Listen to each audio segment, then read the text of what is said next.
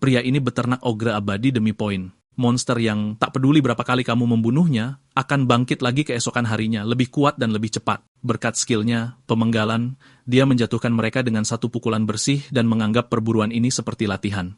Dengan poin yang dia dapat, dia memberkati pohon layu menjadi pohon apel kaisar, dan apel-apel itu terjual dengan harga gila-gilaan. Tapi dia tidak selalu sekuat ini. Untuk memahami ceritanya lebih baik, mari kita kembali ke awal. Bumi sekarat dan kehilangan semua vitalitasnya, lalu suatu entitas mengungkapkan apa yang dibutuhkan bumi. Entitas absolut itu menyarankan untuk dikirim ke dunia lain, dan dengan ini, para dispatcher yang kini dianggap pahlawan meninggalkan bumi ke dunia lain. Dari dunia lain, para dispatcher bisa membawa kembali hal-hal baru yang penting untuk kelangsungan hidup umat manusia. Pembawa acara kita, Chonso, bekerja sebagai tukang kebun biasa tapi dia berharap bisa jadi dispatcher juga. Setelah bekerja, dia pergi ke pusat reuni, dispatcher tempat banyak orang mencoba mendapatkan informasi tentang orang yang mereka cintai.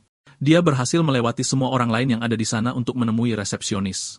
Resepsionis memeriksa catatannya dan menyadari bahwa Chonsu tidak punya cukup uang untuk membayar penyelidikan yang dia minta.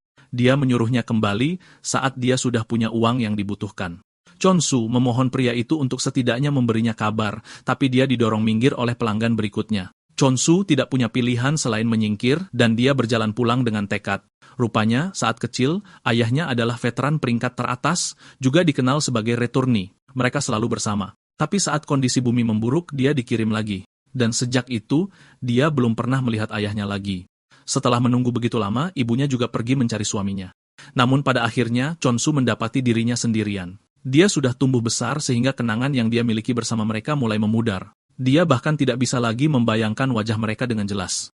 Tiba-tiba, cahaya keemasan terang menghantam luar apartemennya, meninggalkan gelombang besar yang membuatnya terlempar ke dinding. Dia pingsan, dan saat dia bangun, sudah berjam-jam berlalu. Peringatan berita darurat muncul di ponselnya, memperingatkan tentang turbulensi dan kilatan yang disebabkan oleh masuknya kembali seorang returnee. Untuk memperburuk keadaan, seorang returnee peringkat S mengumumkan pengunduran dirinya, mengejutkan semua orang. Pria peringkat S itu bercerita bagaimana dia gagal melindungi para dispatcher yang menemaninya. Dia juga tidak bisa melindungi dewanya, dan pada akhirnya dia kembali sendirian, sebuah kegagalan. Pria itu bilang dia tidak bisa lagi dikirim karena dia telah kehilangan kemampuan dan kualifikasi untuk melakukannya. Rupanya, gempa bumi dan cahaya terang itu adalah hasil dari masuknya kembali dirinya. Dengan suara parau, pria itu mengumumkan pengunduran dirinya sambil meminta semua orang melakukan yang terbaik untuk melindungi bumi. Ini pada dasarnya adalah kabar buruk bagi semua orang karena populasi bumi telah menurun di bawah 500.000, membuatnya sulit untuk melahirkan dispatcher peringkat tinggi. Chonsu tidak percaya bahwa pria itu gagal dalam misinya dan dia juga pensiun dari itu. Saat itu, dia mendengar ketukan di pintu dan dia bertanya-tanya siapa itu. Dia berdiri dan berjalan ke pintu, bertanya-tanya mengapa dia didatangi tamu karena ini sangat tidak biasa. Dia membuka pintu dan mendengar suara memanggilnya, tapi dia tidak melihat siapapun berdiri di pintu. Tepat saat dia mulai berpikir dia gila, suara itu menyuruhnya untuk melihat ke bawah. Chonso menatap ke bawah dan melihat seekor kelinci lucu yang bisa bicara memegang tablet dan menatapnya. Ini sangat menakutkan Chonsu sampai dia jatuh terduduk, tapi kelinci itu hanya melanjutkan urusannya, bertanya apakah dia Chonsu. Kelinci itu lalu menyuruh Chonsu menenangkan diri, karena dia membawa kabar baik untuknya. Kelinci itu tersenyum, memberi selamat kepada Chonsu karena telah menjadi seorang dispatcher. Chonsu terkejut mendengar ini, memaksanya bertanya lagi pada kelinci itu apakah dia tahu apa yang dia katakan. Kelinci itu mengakui bahwa Chonsu mungkin bingung, tapi dia meyakinkannya bahwa itu tidak mengubah fakta bahwa dia telah terpilih. Karena Chonsu bertingkah mencurigakan, kelinci itu menyarankan agar mereka pindah ke lokasi lain. Saat mereka berjalan melalui koridor yang tidak dikenal, kelinci itu bertanya pada Chonsu apakah dia punya keahlian khusus karena kebanyakan orang punya setidaknya satu. Chonsu lalu menjawab bahwa dia adalah yang tertinggi di Liga Sampah, makanya dia bahkan tidak memenuhi syarat untuk menjadi dispatcher. Namun, dia cukup pandai memangkas pohon atau bunga. Kelinci itu terkejut setengah mati mendengarnya, dan Chonsu juga terkejut bahwa pria itu mendekatinya tanpa tahu dia tidak berguna. Kelinci itu lalu menenangkan diri sambil berkata selalu ada alasan untuk segalanya. Dia meyakinkan Chonsu bahwa dia mungkin tidak berguna, tapi itu tidak mengubah fakta bahwa dia terpilih. Chonsu benar-benar terkejut karena dia tidak pernah menyangka akan berada di pusat dispatch, yang berarti kesempatan akhirnya datang padanya. Mereka tiba di sebuah pintu yang sangat besar, dan kelinci itu menyarankan agar mereka masuk untuk melanjutkan percakapan mereka. Sebelum kelinci itu bisa melanjutkan perkataannya, Chonsu sudah mencapai pintu. Dia mencoba membuka pintu raksasa itu, tapi karena alasan yang jelas pintu itu tidak mau bergerak. Saat itulah kelinci itu dengan jijik bertanya padanya apa yang dia lakukan dengan pintu itu. Kelinci itu berkata, pintu masuk yang akan mereka gunakan ada di sebelah kanannya. Chonsu tidak ingin mempercayai matanya saat dia menyadari bahwa kelinci itu menunjuk ke pintu yang sangat kecil yang ukurannya pas untuk kelinci, bukan manusia. Kelinci itu bilang dia tidak pernah punya masalah menggunakan pintu itu, dan Chonsu terpaksa mengingatkannya bahwa dia itu kelinci. Percaya bahwa kelinci itu gila, Chonsu berkata dia harus pergi, dan kelinci itu bertanya apakah dia yakin membuat keputusan yang tepat. Kelinci itu mengingatkannya bahwa dia telah gagal dalam setiap tes yang dia ikuti, tapi pada akhirnya, kesempatan langka telah datang mengetuk pintunya. Kelinci itu bertanya padanya apakah menurutnya kesempatan seperti ini akan datang lagi seumur hidupnya. Kelinci itu mencoba memberitahu Chonsu bahwa dia tidak mencoba memaksanya karena dia bebas pergi jika itu yang benar-benar dia inginkan.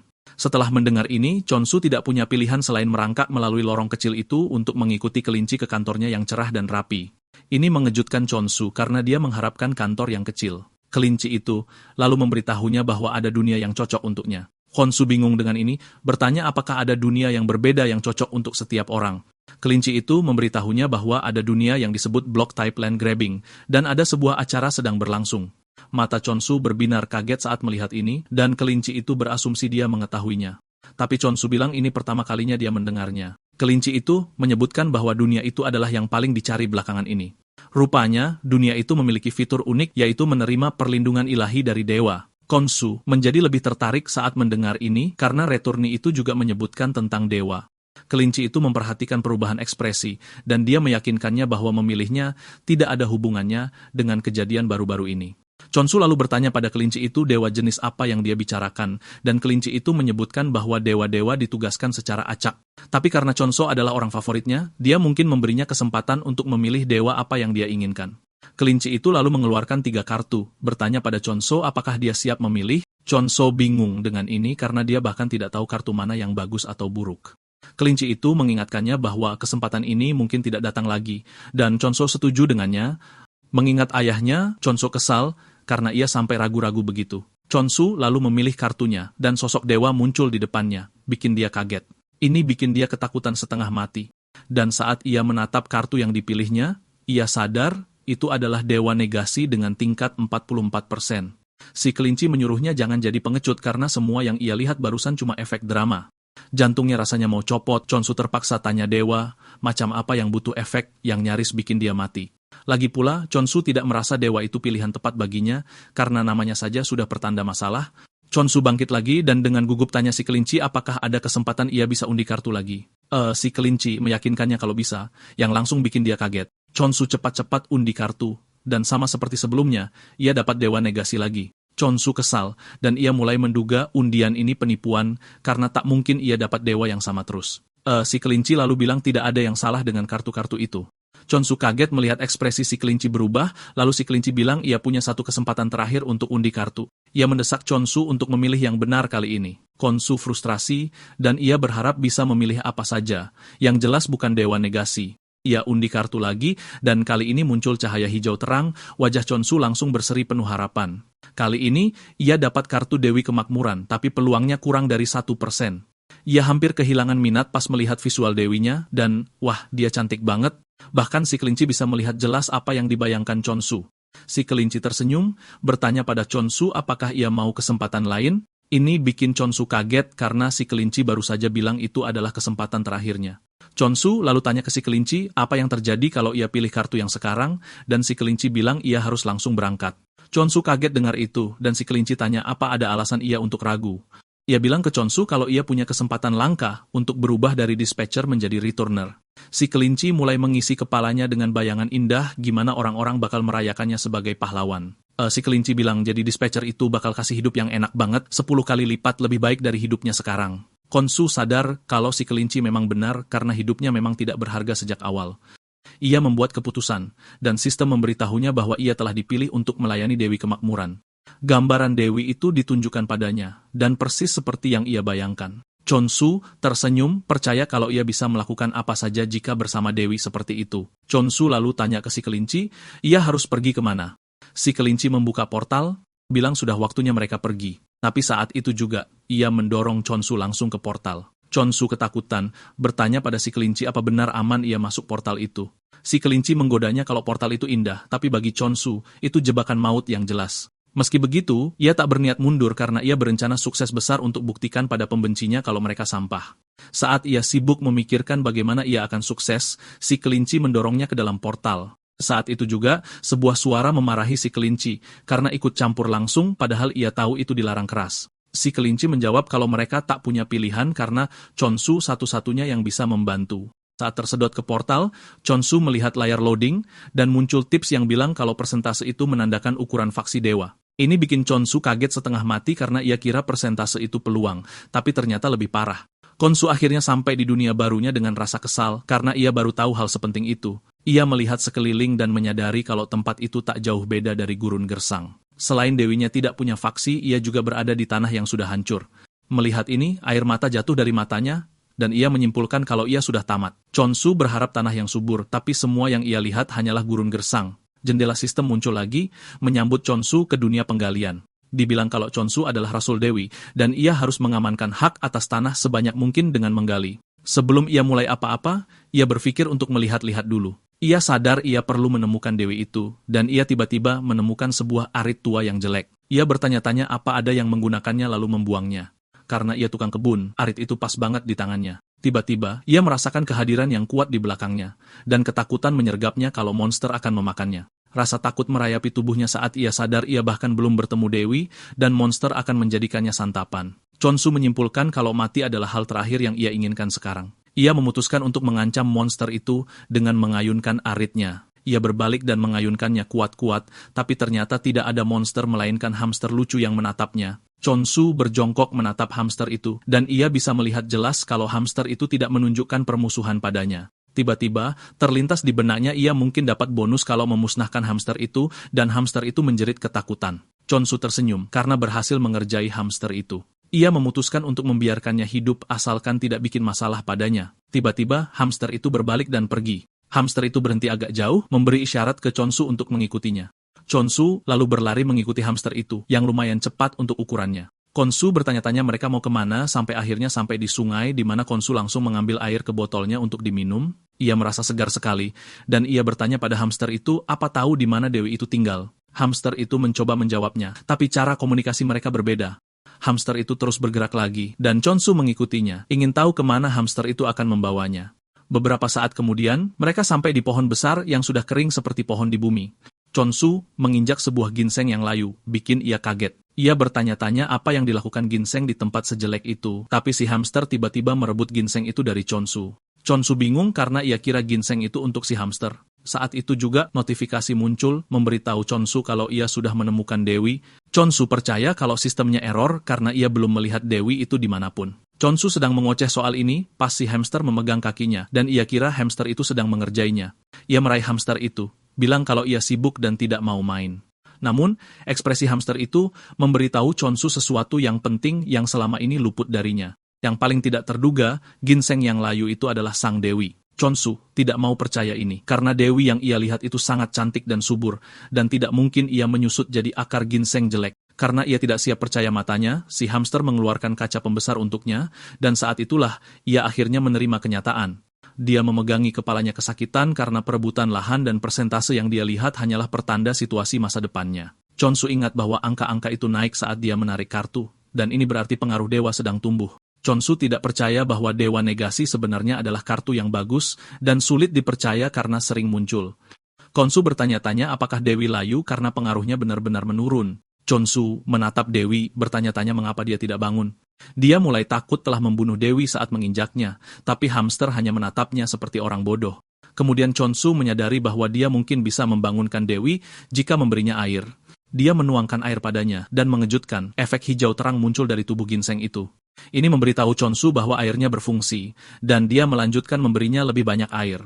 Dia membanjiri Dewi dengan air, akhirnya memulihkan kesadaran Dewi. Dewi hampir tenggelam dalam air, dan dia mulai berharap Chonsu berhenti sebelum terlambat. Dewi akhirnya hidup kembali, dan Chonsu merayakan keterampilan CPR agresifnya. Hamster juga senang tuannya hidup kembali. Saat itu, Chonsu membungkuk kepada Dewi, menyapa dan memberitahunya bahwa dia adalah rasulnya. Dewi berhasil duduk untuk melihat rasulnya. Chonsu benar-benar bingung harus berbuat apa sampai notifikasi jendela muncul, memberitahunya dia bisa jadi lebih kuat pakai skillnya. Khonsu terkejut karena dia tidak tahu ada skill yang tersedia untuknya. Dia melihat salah satu skill, yaitu berkat Dewi. Meskipun tidak ada deskripsi tentang apa yang skill itu lakukan, Chonsu berasumsi itu untuk membuat tanaman indah. Saat itu, dia menggunakannya, dan dia menyadari berkat itu disebut pemenggalan. Ini mengejutkan Chonsu karena pemenggalan berarti memotong kepala. Dia tidak ingin membayangkan dirinya memenggal kepala hanya untuk hidup berkelimpahan. Namun, dia menyimpulkan tidak mungkin Dewi Kelimpahan memberinya skill sekejam itu. Chonsu menoleh ke Dewi untuk bertanya apakah dia benar-benar harus memenggal kepala seseorang, dan reaksi Dewi hanya membingungkannya. Dia lalu menyimpulkan tidak ada jalan lain selain memenggal seseorang. Chonsu mulai memikirkan beberapa hal yang mungkin terjadi, lalu tiba-tiba dia menyadari bahwa hamster mungkin sudah siap untuk dipenggal. Hamster sibuk merayakan kembalinya Dewi, tidak tahu Khonsu menatapnya dengan mata paling jahat yang pernah ada.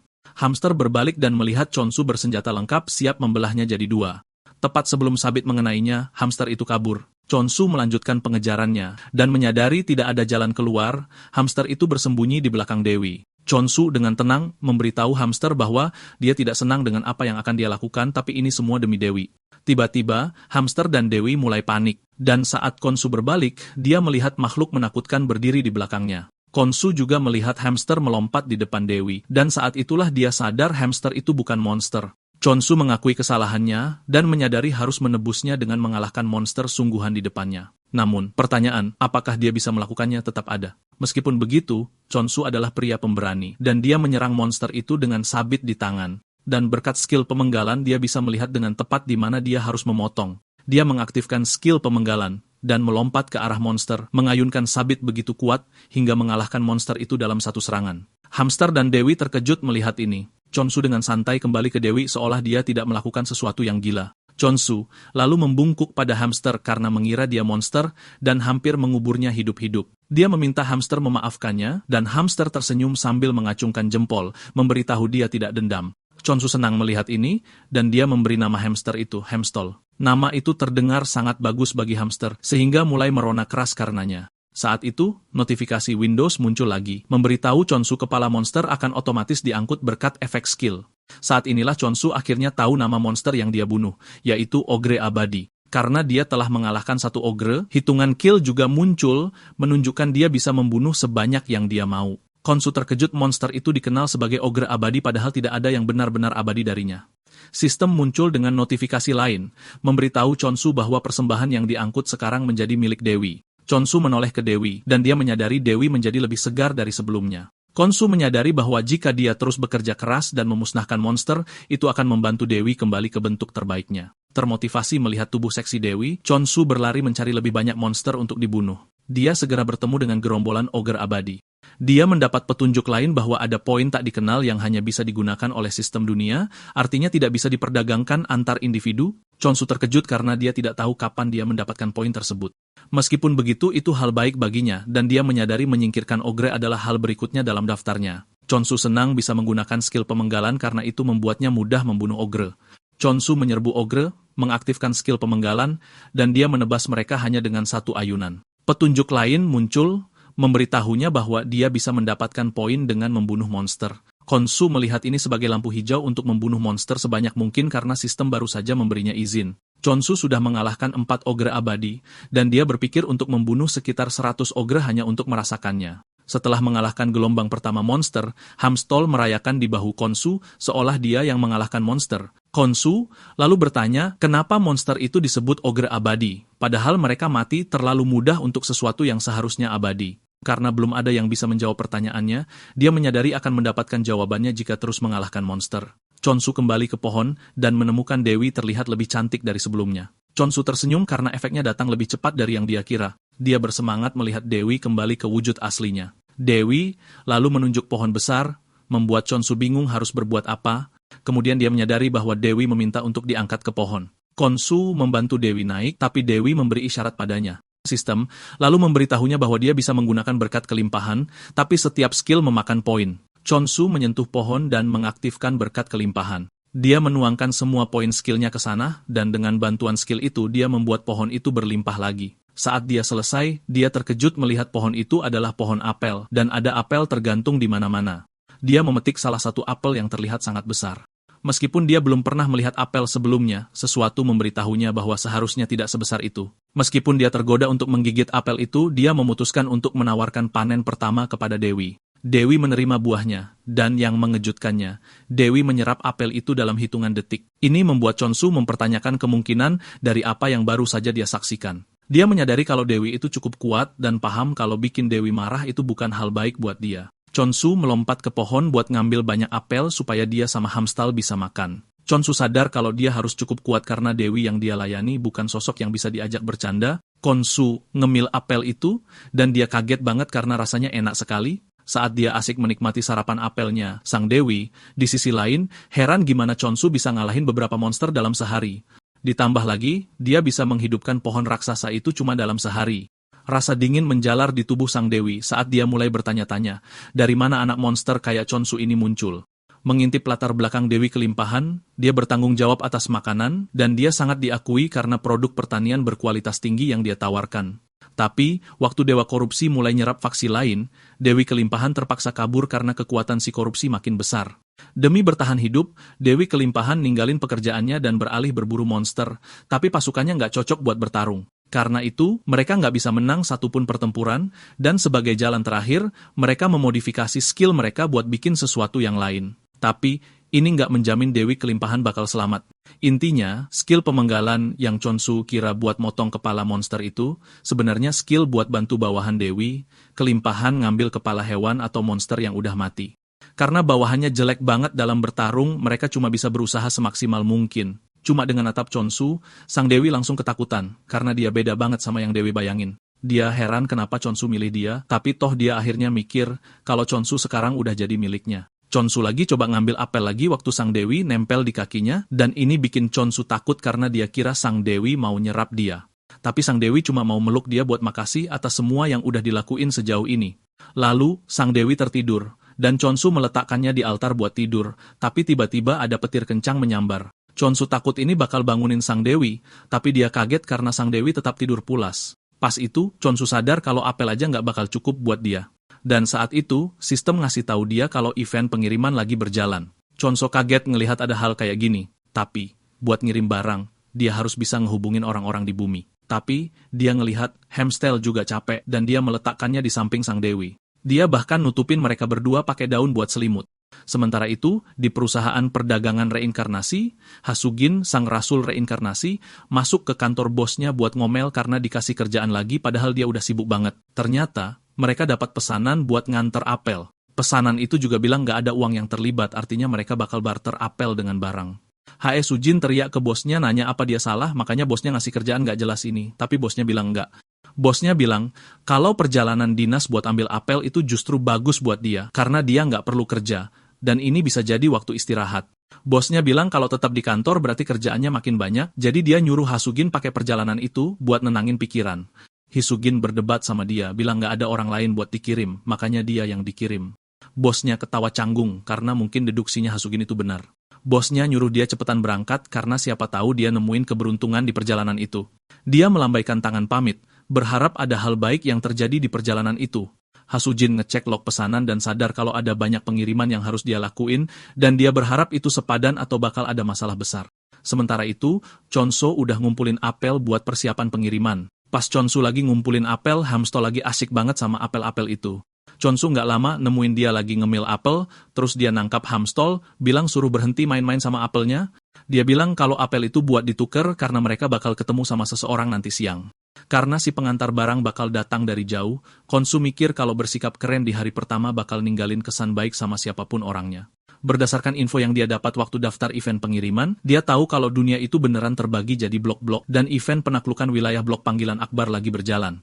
Walaupun kelihatannya kayak tanah biasa, ada tembok di ujungnya, dan buat pindah ke blok lain, butuh tiket pergerakan. Chonsu sadar kalau nggak ada apa-apa di sekitarnya, dan butuh seminggu penuh buat dia nyampe ke desa terdekat. Chonsu senang karena pengirimannya cuma butuh 2 hari. Walaupun lumayan cepat, Chonsu nggak peduli, asalkan dia bisa dapat kantung tidurnya dengan cepat. Ditambah lagi, dia pesan bantal buat sang Dewi tidur. Chonsu mau naikin kasih sayang Dewi, sampai maksimal biar dia nggak bikin Dewi marah. Chonsu juga sadar kalau Ogre Abadi udah muncul dengan sendirinya sejak kemarin, dan itu bagus buat dia. Dia akhirnya paham dari namanya, kalau abadi itu kurang lebih artinya bisa bangkit lagi. Pokoknya Khonsu nggak peduli, asalkan dia bisa habisin sebanyak mungkin sambil ngumpulin poin. Pas lagi bertarung sama monster, dia hampir aja ketiban dari belakang, tapi dia berhasil ngindar. Saat itulah dia sadar kalau monster-monster itu jadi sedikit lebih cepat. Dia mikir kalau monster jadi lebih kuat kayak skill juga. Walaupun begitu, Khonsu sama sekali nggak ngerasa bahaya dari mereka. Pas Khonsu ngalahin monster-monster itu, Hasujin ngeliatin dari langit dan dia punya reaksi yang sama kayak semua orang yang lihat Khonsu ngadepin monster. Yang dia lihat cuma cowok gila super kuat yang makan monster buat sarapan. Ternyata Ogre Abadi dulunya jadi target utama para dispatcher buat berburu karena ngasih poin lebih banyak dibanding monster biasa. Tapi, mau dibunuh berapa kali pun, dia selalu bangkit lagi besoknya, lebih kuat dari sebelumnya. Walaupun dispatcher pindah blok, dia tetap bakal ngejar, makanya dia jadi monster paling gigih. Ditambah lagi, dia biasanya ninggalin kutukan ke targetnya, bikin mereka makin lemah sampai akhirnya tumbang. Akhirnya, dia jadi makhluk yang dihindari semua orang. Makhluk itu juga yang lagi dipotong-potong Khonsu, kayak tisu. Hasugin mulai mikir apa Khonsu segila itu sampai nggak peduli sama balasan si monster. Hasugin juga sadar kalau Khonsu bahkan nggak nyucikan monster yang kalah. Dengan semua yang dia lihat, dia ngira Khonsu itu pendekar pedang, tapi dia heran kenapa pendekar pedang malah metik apel dari semua hal yang bisa dia lakuin. Hasujin menyimpulkan, kalau Khonsu bukan pendekar pedang yang pintar, tapi buat ngindarin kemarahannya, dia mikir lebih baik ngadapin Khonsu dengan cara paling lembut. Setelah ngalahin gerombolan Ogre Abadi, Khonsu sadar kalau dia dapat banyak poin dan jumlahnya juga naik drastis. Karena berkah, satu apel sekarang harganya 1000 poin. Khonsu mikir kalau mencapai 100 nggak bakal jadi masalah buat dia. Dia udah penasaran kenapa ada kuil di daerah itu dari awal, tapi ternyata itu jadi rezeki nomplok buat dia. Pas itu, Hasujin ngedeketin dia, dan dia nunduk hormat. Dia ngenalin diri, bilang kalau dia dari perusahaan dagang dan dia datang buat ngantar pesanan Khonsu. Khonsu, dengan semangat menjabat tangan Haseojin, bilang dia kagum karena Hasugin berhasil nemuin blok itu di percobaan pertama. Dalam hati, Haseojin takut karena Khonsu itu orang yang kuat dan dia harus hati-hati banget biar nggak bikin Khonsu marah. Pas itu, dia ngelihat hamster itu dan langsung tertarik karena kelihatan empuk banget sampai dia pengen meluk. Khonsu ngelihat semangat di wajahnya, terus dia nanya apa Hasugin sakit, tapi dia jawab dia baik-baik aja. Khonsu nggak tahu, Hasujin cuma pengen banget megang hamster itu.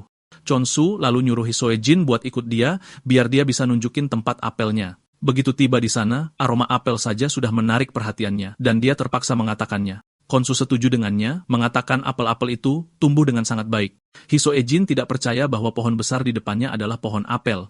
Khonsu memetik salah satu apel, dan dia bertanya pada Hisoejin apakah dia mau memakannya. Hisoejin mengambil apel-apel itu, dan ukuran apel yang besar mengejutkannya, namun dia tidak berharap banyak, karena ketika buah terlalu besar, rasanya manisnya akan berkurang. Dia berharap akan kecewa, tapi begitu dia menggigitnya, dia merasakan kelezatan yang tak terbayangkan.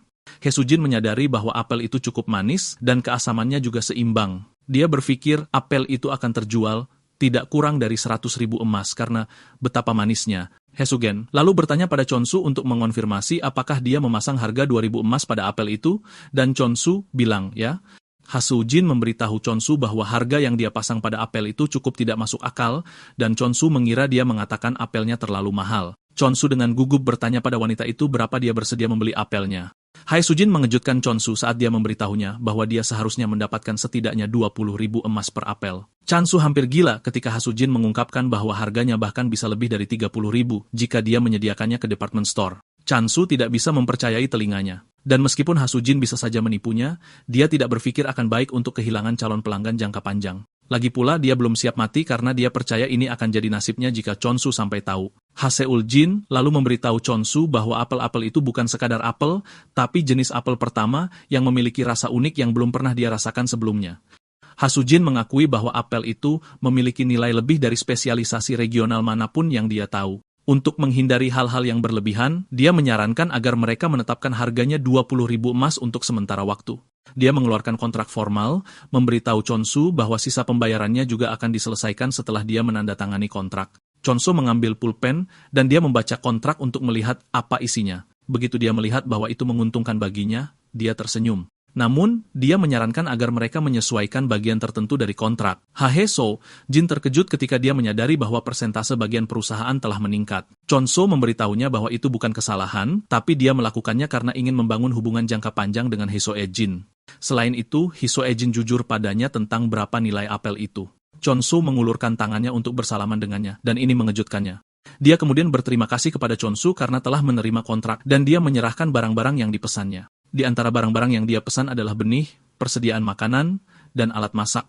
Selain itu, ada telur familiar, yang merupakan hadiah kenang-kenangan dari perusahaan dagang. Hai Sujin meyakinkannya bahwa itu akan membantunya dengan pertaniannya. Dia menyerahkan telur-telur itu kepada Chonsu dan mengatakan dia bahkan mungkin tidak membutuhkannya karena dia sudah memelihara satu. Chonsu terkejut karena dia tidak bisa melihat familiar yang dia pelihara itu. Hai Sujin kemudian menunjuk ke Hamstal, percaya bahwa Hamstal adalah familiar Chonsu, Hisogin, lalu memberitahunya bahwa semakin banyak poin yang dia curahkan ke telur, semakin kuat familiar itu saat menetas.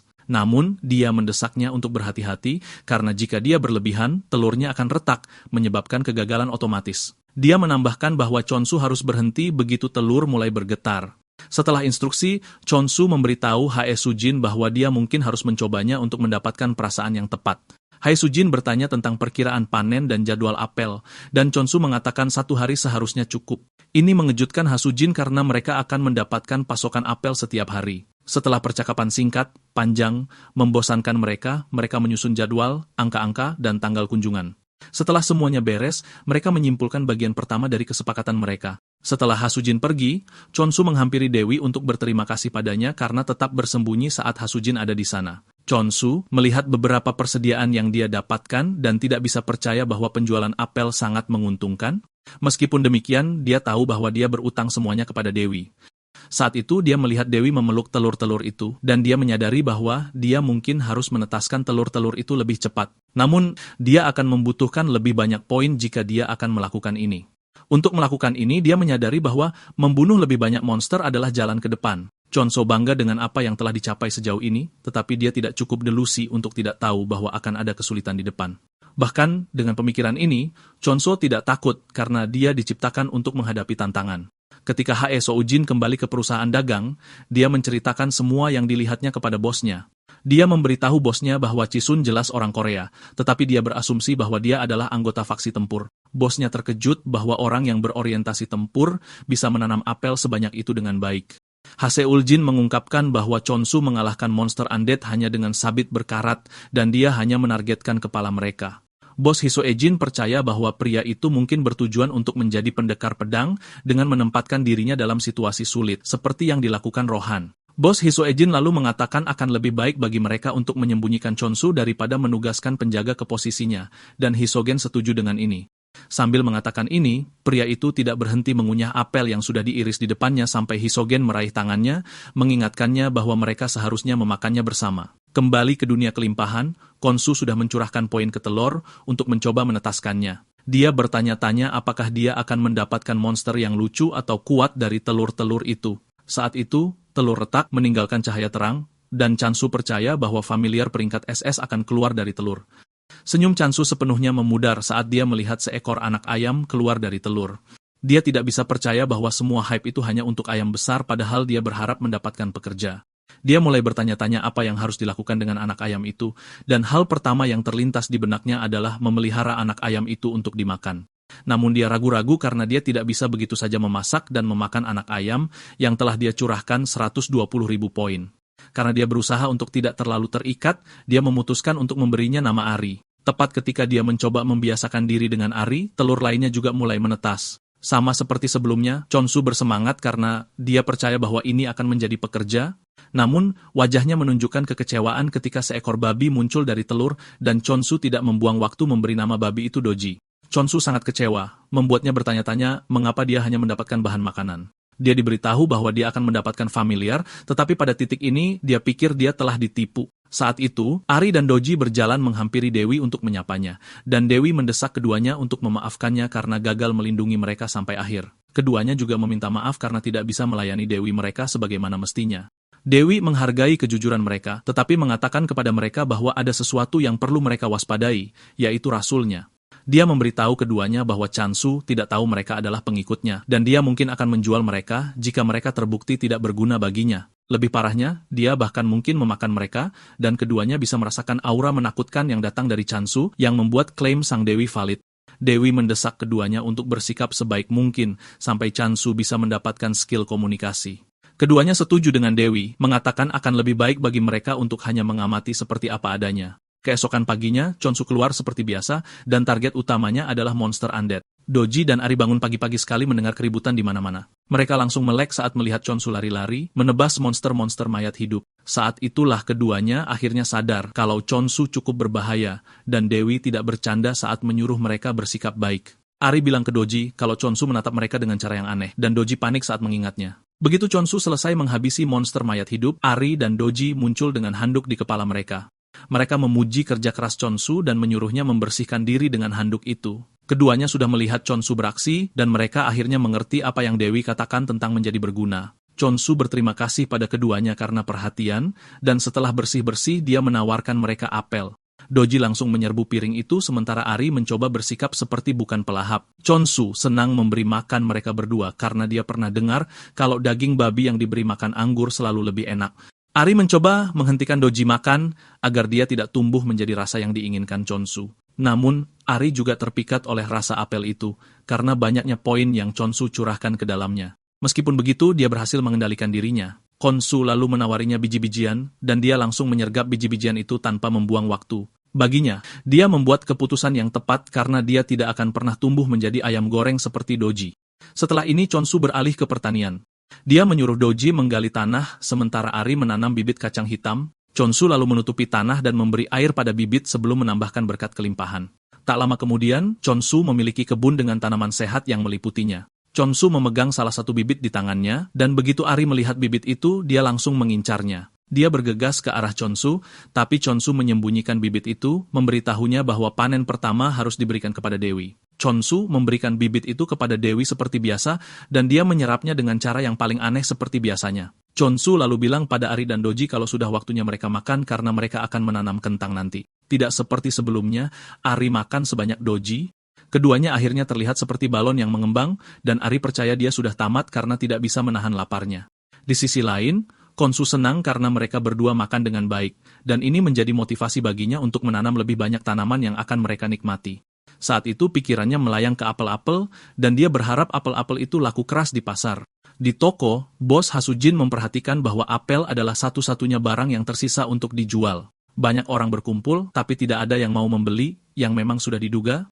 Dia bahkan sudah menghias apelnya dan mengemasnya dengan baik agar lebih menarik, tapi orang-orang tidak berpikir satu apel seharga 200.000 emas. Dia hanya bisa menggaruk-garuk kepalanya frustrasi karena dia tidak tahu bagaimana meyakinkan orang bahwa apel itu benar-benar enak. Dia cukup yakin semua orang akan berubah pikiran setelah hanya satu gigitan, tapi masalahnya adalah membuat mereka mau menggigit. Tiba-tiba, dia mendengar seseorang membeli apel-apel itu. Dia bergegas ke petugas untuk bertanya apa yang baru saja terjadi, dan petugas itu mengungkapkan bahwa semua apel sudah terjual habis. Dia tidak mau percaya karena beberapa menit yang lalu masih ada banyak sekali. Petugas itu mengungkapkan bahwa seseorang mencicipi satu dan kemudian membeli semuanya. Tanda tangan di slip pembayaran bertuliskan Rohan, dan saat itulah manajer menyadari bahwa orang yang baru saja menjadi pelanggan mereka dan membeli semua apel itu tidak lain adalah Rohan, pelopor metode latihan handicap. Rohan juga dikenal sebagai ahli pedang tak tertandingi yang membuatnya menjadi orang penting, dan manajer itu mengakui bahwa mereka telah menemukan keberuntungan besar. Ini akhirnya menjadi berita besar, dan semua orang percaya bahwa apel-apel itulah yang dimakan Rohan untuk menjadi ahli pedang. Bos H.E. Sujin, Ryuwu, mulai menerima telepon dari mana-mana. Semua orang ingin 1 kotak atau 100 kotak apel ajaib itu. Seminggu setelah Chonsu tiba di dunia kelimpahan, dia mengakui bahwa dia telah menjalani hidup dengan sangat baik. Dia membawa kentang, dan dia siap memasak. Saat memasak kentang lezat itu, Doji sudah memegang kakinya untuk memberitahu kalau dia tertarik.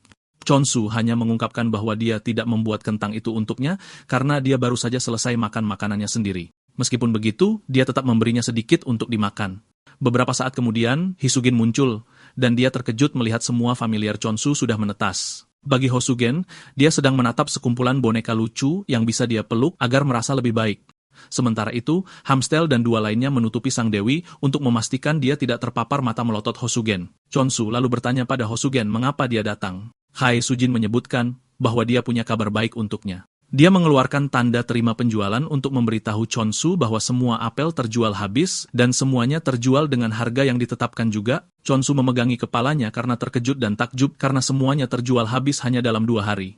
Hasujin memberitahunya bahwa bagian paling tidak bisa dipercaya dari semuanya adalah semua orang sekarang ingin mencicipi apel itu. Khonsu sangat terkejut karena dia tidak pernah melihat apel sebagai sesuatu yang bisa menghasilkan begitu banyak uang. Dia ingat bahwa apel biasanya dijual dengan harga kurang dari 1.000 emas. Karena dia mendapat 30% dari keuntungan, Khonsu menyadari bahwa dia akan menghasilkan setidaknya 60.000 emas per apel. Dengan perhitungan sederhana, dia menyadari bahwa dia akan mendapatkan 3 juta resen dalam sehari jika dia berhasil menjual 50 apel.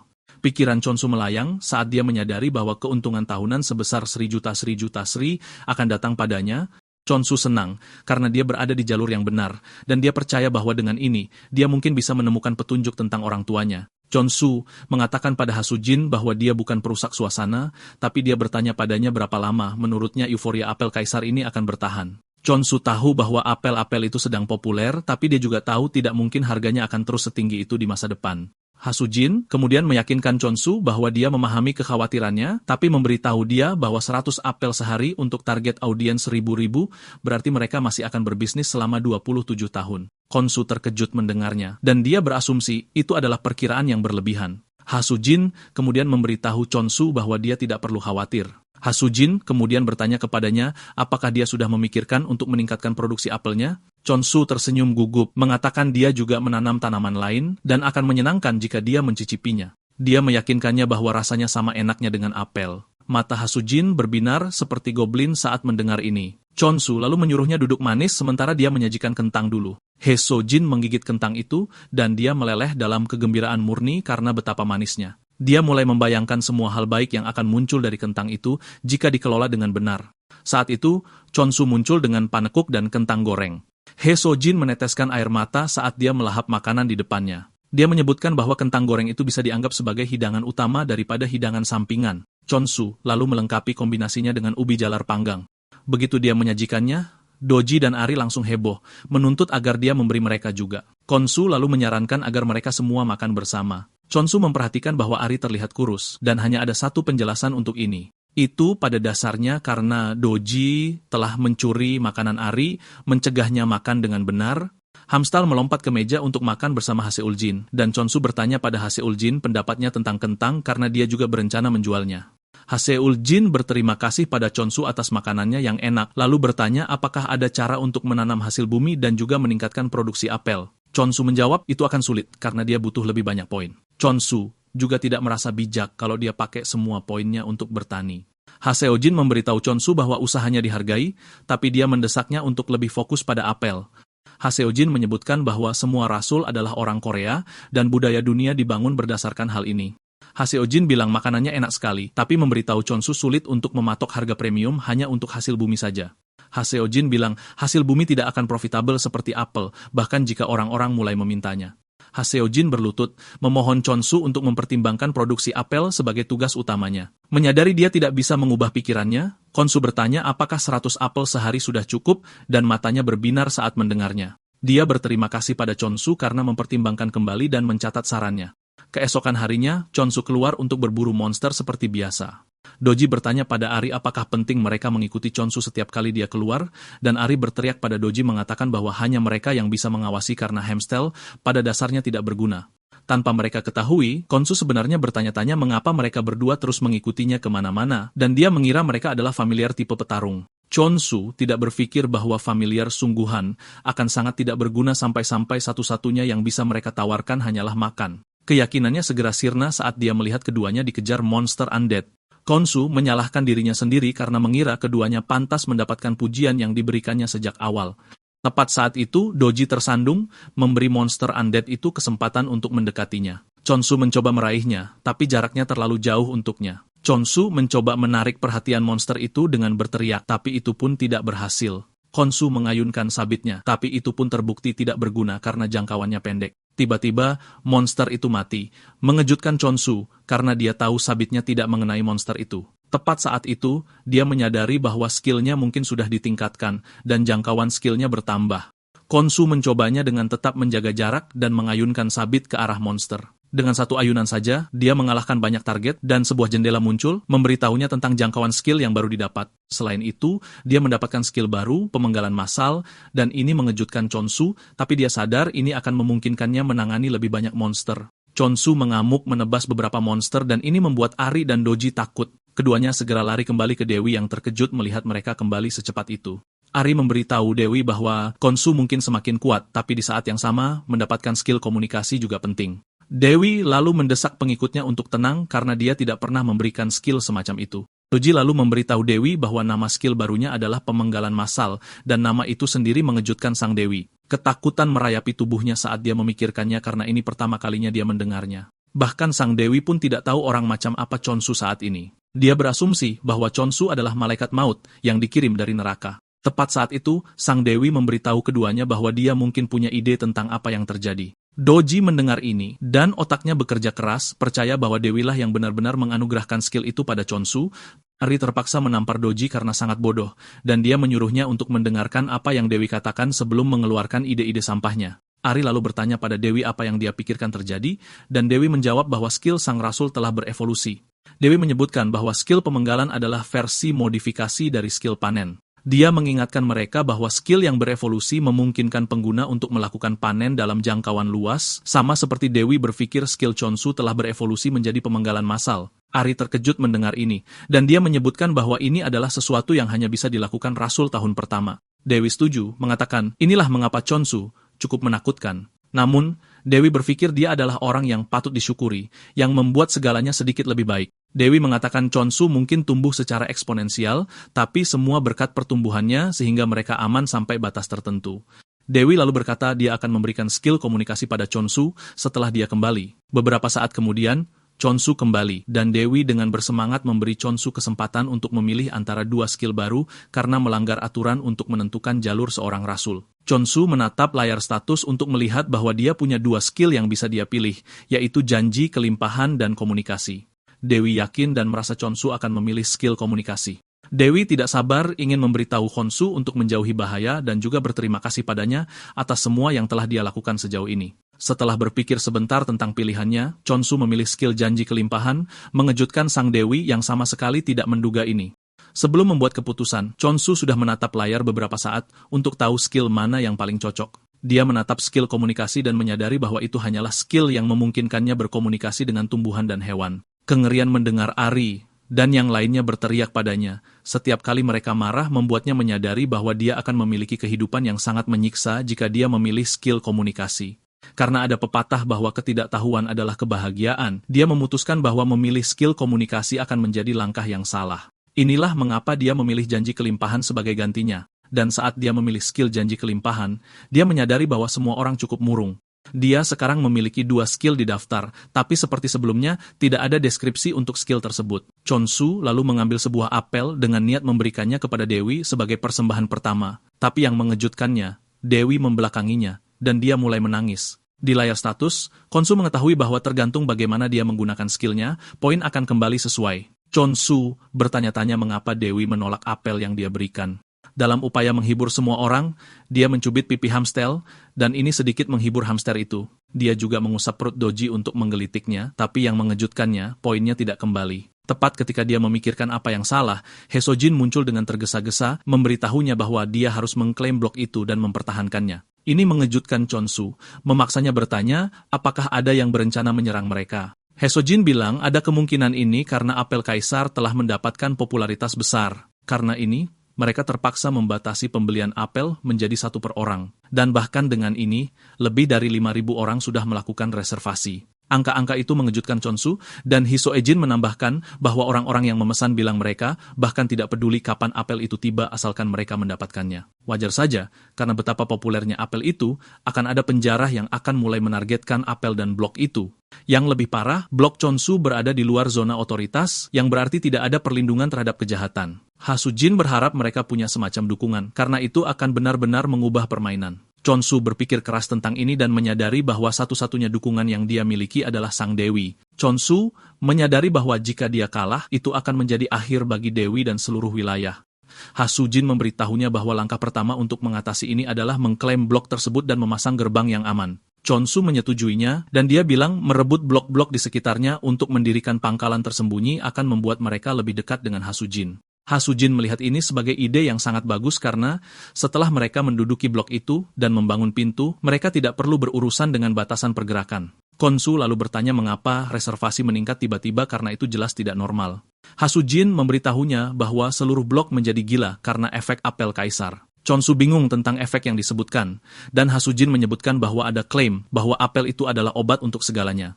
Ini mengejutkan Khonsu, yang tidak berpikir apel itu bahkan mampu melakukan semua yang mereka klaim. Bahkan Hasujin percaya semuanya, tapi Khonsu tidak terlalu memikirkannya karena itu hanya apel. Sementara itu, seorang jurnalis pengganggu mengikuti Rohan saat dia masuk rumah sakit, kameranya sudah siap. Rohan mengunjungi temannya, Yunsu, seorang ahli alkimia agung. Rohan memberitahu Yunsu bahwa dia membawakan hadiah lekas sembuh dan hadiah itu adalah sekotak apel kaisar. Enso terkejut, Rohan membawakannya apel karena dia juga sudah mendengar rumornya. Enso menggigitnya dan meledak kegirangan, mengatakan nutrisi dan rasanya maksimal. Enso mengungkapkan keterkejutannya dan mulai bertanya-tanya tentang apel itu, tapi Rohan mengingatkannya bahwa dia bukan ahli kuliner. Saat Enso perlahan makan apel, Rohan yang membawanya sebagai hadiah justru melahapnya dengan gila-gilaan. Enso menatap apel itu dan bilang tidak mungkin mendapatkan kesempurnaan seperti ini dari apel, bahkan jika menggunakan pupuk sekalipun. Enso berteriak ngeri saat menyadari temannya juga ikut makan apel itu, dan Rohan mendesaknya untuk makan lebih cepat. Enso, dengan bangga, memberitahu Rohan bahwa dia tidak peduli, karena dia bisa dengan mudah menelepon toko serba ada Sun Huan dan memesan sekotak apel sendiri. Harapan Yunso akhirnya pupus saat dia tahu bahwa dia mungkin orang penting, tapi itu tidak berarti banyak karena toko sudah kelebihan pesanan. Yunso mencoba membuat mereka menjual kepadanya dengan menawarkan 3 kali lipat harga, tapi itu juga tidak berhasil. Saat keduanya bersenang-senang, sang reporter sibuk mengambil foto mereka. Tak lama kemudian, sebuah artikel dirilis yang menyatakan bahwa apel kaisar yang membantu Eunso keluar dari rumah sakit. Ryu Wu meledak marah saat melihat ini, karena mereka sudah berjuang melawan rumor tak terhitung, dan artikel ini ibaratnya menambah bahan bakar. Ryu Wu tidak percaya semua orang berpikir apel itu adalah obat mujarab. Kembali di dunia kelimpahan, Khonsu memberitahu Dewi bahwa dia harus keluar sebentar untuk mengambil alih blok-blok di sekitarnya. Khonsu memberitahu Doji dan Ari bahwa mereka akan bertanggung jawab melindungi Sang Dewi. Sang Dewi terkejut Khonsu keluar untuk mengklaim wilayah, dan dia berasumsi itu karena Khonsu baru saja mendapatkan skill baru, yang bahkan bukan skill tempur. Sang Dewi meraih kakinya untuk mencegahnya pergi, karena itu berbahaya. Karena Khonsu tidak bisa memahami Sang Dewi, dia berasumsi Dewi menahannya karena dia butuh protein. Khonsu tersenyum bertanya apakah daging sapi akan baik-baik saja untuk mereka. Khonsu dengan gembira menuju ruang penyimpanan untuk mengambil daging sapi beku yang dia pesan sebelumnya. Khonsu senang karena ini pada dasarnya adalah daging sungguhan pertama yang dia dapatkan. Kembali di bumi, dia hanya berpesta daging yang ditumbuhkan di lab. Khonsu dengan gembira menyalakan kompor dan dia mulai memanggang daging. Dia mengakui baunya jelas di level yang berbeda dari daging kultur yang selalu dia makan. Doji sudah tidak sabar makan dagingnya, tapi Khonsu bilang daging itu untuk Sang Dewi.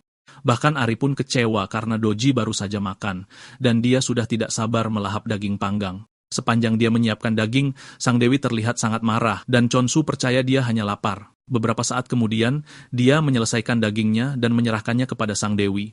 Tapi yang mengejutkannya, Sang Dewi membuang daging yang terlihat lezat itu. Ini mengejutkan Khonsu, yang mengira dagingnya busuk, makanya Sang Dewi membuangnya ke tanah. Khonsu mengambil sebagian untuk mencobanya melihat apakah enak, dan dia menyimpulkan bahwa rasanya manis. Namun dia percaya ada sesuatu yang kurang, karena tidak memiliki efek kejut seperti saat pertama kali makan apel. Dia berasumsi ini alasannya Sang Dewi juga tidak makan. Tanpa sepengetahuannya, Sang Dewi menangis agar dia tidak pergi. Tapi, sayangnya, dia tidak bisa mendengarnya, karena dia dengan bodohnya mengabaikan skill komunikasi. Di sisi lain, Ahri dan Doji merayakan karena Khonsu memberitahu mereka bahwa dia akan membawa daging lezat untuk mereka saat kembali. Malam itu, Khonsu keluar sesuai rencana. Dan saat Ahri dan Doji tidur pulas, Sang Dewi tetap terjaga, sangat khawatir.